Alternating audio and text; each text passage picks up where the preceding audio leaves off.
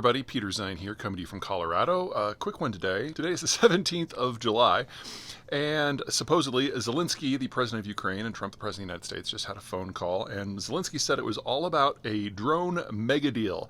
The idea that Kiev will buy some weapons from Washington, and Washington will buy some weapons from Kiev. Now, if you go back to the Soviet period, the heart of the aerospace and missile systems in the former Soviet Union was in what is today Ukraine. And in the post-Soviet settlement, the Russians got all of the weapons, but the Ukrainians kept all of the scientists. And so once the Ukraine war began about 4 years ago, the Russians obviously came in big and strong with all the weapons, and the Ukrainians didn't have much, but then the Ukrainians started to turn on their old brain trust, train up their younger population, and get into new weapon systems.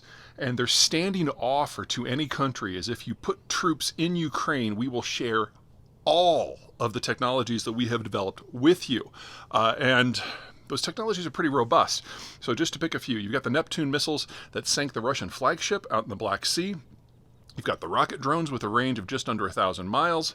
You've got new loitering drones that can go further than that. And of course, this wave of first-person drones that we've seen more and more and more of. But increasingly, we're seeing jet skis with missiles on them that are automated.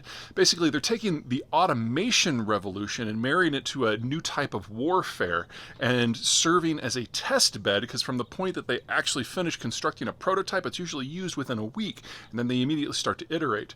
So the speed at which the Ukrainians have been pushing the envelope is really impressive. Their problem is resources. So at the beginning of the Ukraine war, something like 5 to 10% of their weapon systems were actually manufactured in Ukraine. That number is now over 60% and continues to rise. So if the United States were to get access to that technological suite and the development pipeline, and you marry that to the U.S. industrial plant and the U.S. taxpayer base, well, a lot of really interesting stuff could happen very, very quickly. We're still in early days, but we all know that Trump doesn't like to talk about details. He just wants a deal.